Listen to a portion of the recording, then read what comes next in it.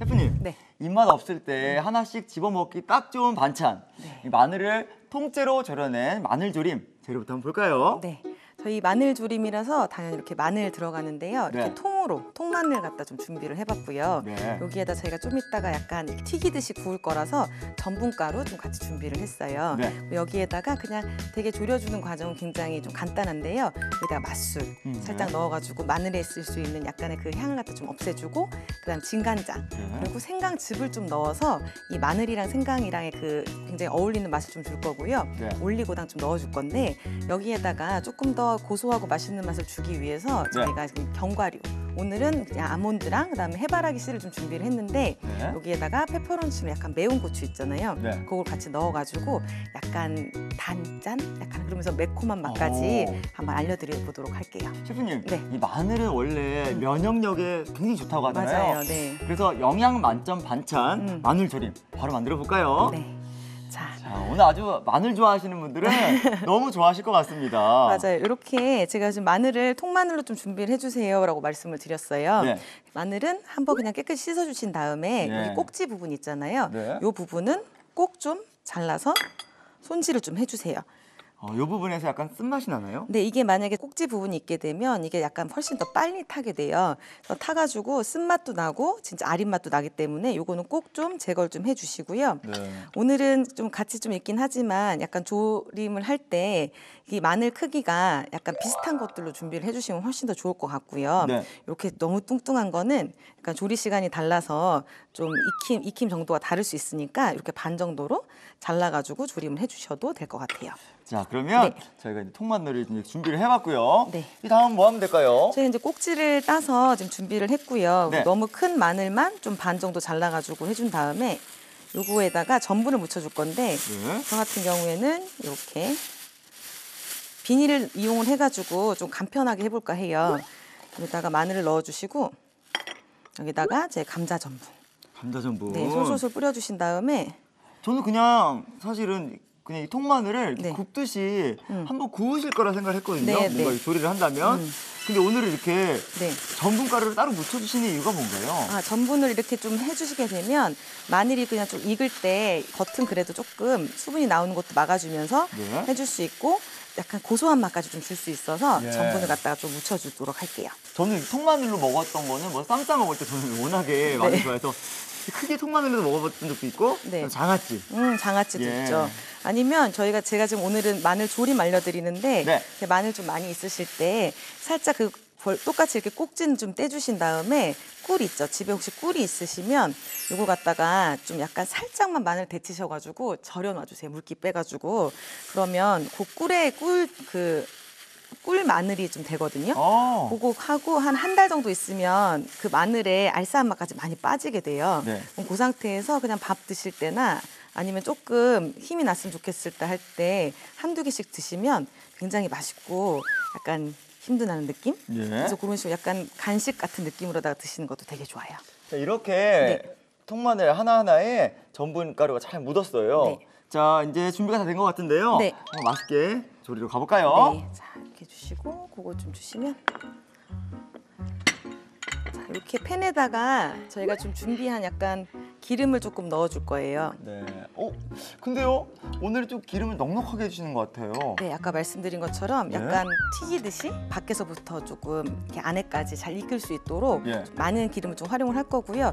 온도가 지금 한 100도에서 한 120도 정도라고 생각을 해주셔도 될 것 같고요. 네. 이거 넣을 때 그냥 튀지만 않게 이런 식으로 네. 넣으면서 한꺼번에 그냥 다 넣어주세요. 네.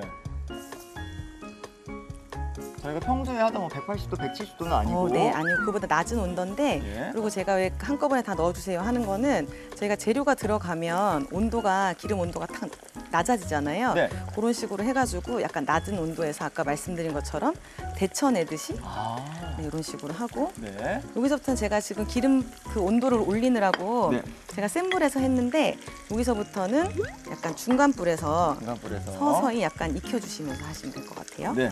그래서 골고루 잘 익게 요 정도 기름 양에 제가 드린 요거는 그 기름 양이랑 여기 약간 이렇게 자작하게 잠길 정도까지만 지금 드린 거거든요. 네. 이렇게 해서 그리고 네. 이제 통마늘을 저도 이제 익혀 먹다 보면 네. 어떨 때는 이게 잘 익으면 포근포근한 게 밤처럼 느껴질 때도 맞아요. 있어요. 맞아요.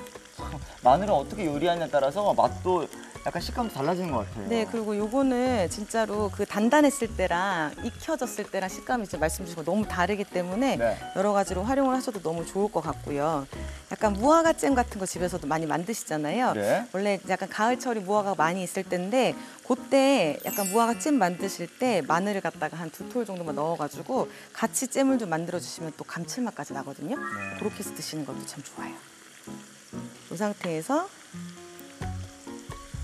조금 그래도 어, 3, 4분 정도 조금 익혀줄게요. 네. 저희가 마늘이 또 익는 동안 네, 견과류를 한번 볶아주신다고 했어요. 네, 네. 저희가 지금 오늘은 아몬드랑 그다음에 이렇게 해바라기 씨를 좀 준비를 했어요. 네. 요거는 집에 갖고 계시는 만약에 다른 재료들 만약에 있으시면 그거를 활용하셔도 괜찮을 것 같고요. 네. 요 아몬드랑 해바라기 씨를 좀 줘가지고 그냥 팬에 그 기름을 두르지 않는 팬에 이렇게 넣어가지고 살짝 향만 좀 내줄 수 있도록 할게요. 아무래도 한번 볶아내는 동안 네. 수분도 날아가고 네, 또 향도 더해지네요. 맞아요. 그리고 고소한 맛이 이제 올라오기 때문에 네. 훨씬 그냥 드실 때도 좋고 저희가 좀 이따가 같이 좀 졸여가지고 약간 양념이 좀 있는 상태에서 할 거잖아요. 네. 그럴 때도 이렇게 한번 그 기름이 없는 팬에서 좀 볶아주시면 훨씬 더 식감을 유지를 해줄 수 있기 때문에 자, 여기에다가 어느 정도 이제 아몬드에서 향이 나기 시작하면 해바라기 씨는 작아서 입자가 작기 때문에 크기가 작아서 약간 이때 볶아줄게요. 야. 자, 이제 요거 아몬드나 이런 견과류 같은 경우에는 볶으시다 보면 이렇게 고소한 향이 좀 나기 시작을 하실 거예요. 네. 그럼 요때 특유의 고소한 향 나네요. 네, 이렇게 해서 여기다 옮겨볼까요? 여기다가 네, 네. 옮겨볼게요.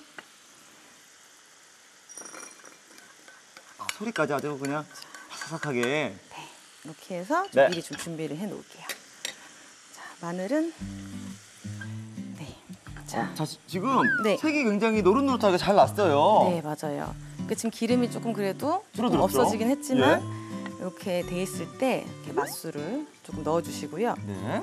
그리고 한번 약간 조금 센 불에서 기름과 맛술이 잘 좀 섞이기도 하고 네.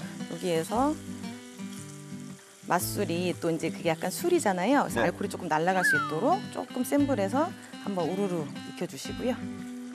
굉장히 지금 상태에서 이 마늘의 식감은 어떨까요? 지금은 거의 한 80% 정도는 익은 상태여가지고 굉장히 안에는 조금 심은 남아있지만 네. 약간 부드러운 상태일 것 같고요. 네. 자, 이렇게 지금 거품이 생기기 시작을 하면 이제 끓기 시작을 했다는 거거든요. 네. 이때 저희가 지금 진간장 넣어줄 거고 생강즙은 저는 생강즙을 쓰는 걸 굉장히 좋아하기 때문에 생강즙을 조금 넉넉히 준비를 했는데 만약에 생강즙이 그 생강 향을 좀 싫어하시는 분들은 제가 말씀드리는 거에 반 정도만 향을 좀 넣어주셔도 괜찮아요. 네. 이렇게 하고 자, 지금부터는 약간 기름에 같이 좀 졸여지는 거라서 이렇게 센 불에서 이렇게 해주고요. 상태에서 저희가 올리고당. 올리고당.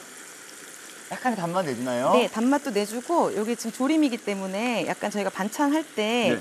조림을 할 경우에는 조금 올리고당이라던가 물엿 같은 걸 넣어가지고 네. 조금 더 농도를 또 짙게 해주긴 하거든요. 네. 이럴 때 넣어주시고요. 네, 이렇게 하신 다음에 약간 마늘도 거의 다 익은 상태여가지고 네. 이 상태에서 지금 끓이면서 네. 아까 저희가 여기 다 볶아낸? 한번 볶아놓은 견과류 좀 넣어주시고요. 여기에다가 여기 지금 저희가 매운 고추, 페퍼론치노 넣어서 같이 좀 자, 이렇게 해줄게요. 약간은 네. 뭔가 달큰한 맛 살짝 나면서 네. 단짠이면서 맞아요. 또 약간 매콤한 맛도 살짝 나겠어요. 네, 저희가 여기 지금 매운 고추를 작은 고추들 좀 넣어준 거라서 네. 이게 지금 조금 익어지면서 좀 놔둘수록 약간 매콤한 향은 좀 올라올 거고요. 네. 이 마늘조림 같은 경우에는 그냥 조금 보관하면서 드실 수 있는 그런 음식이거든요. 네. 그러면서 드시면 드실수록 아마 이 고추의 향은 나올 것 같고요. 네. 지금 이제 이 상태에서 불은 좀 꺼주시고 네. 여기서 저희가 참기름. 참기름과 그래도 조림이랑 할 때 저희 반찬 먹을 때 이렇게 좀 넣어주면 좋으니까 이렇게 통깨를 넣어서 마무리해서 마무리를. 네. 지금은 저희가 뜨겁게 익기 때문에 이런 식으로 약간 잠겨져 있는 것처럼 보이지만 네. 이제 기름 베이스로 했기 때문에 좀 식게 되면은 요것들이 좀 가라앉으면서 마늘에 이제 코팅이 딱 돼 있으면서 간이 돼 있는 상태가 될 거거든요. 네. 이렇게 해서 마무리를 좀 해주시고 식은 다음에 식혀서 냉장 보관하신 다음에 드시면 되고 한 2주에서 3주 정도까지 냉장고에서 보관 가능하세요. 네. 네. 자, 그럼 완성도시 한번 몸무게 담아볼게요. 네.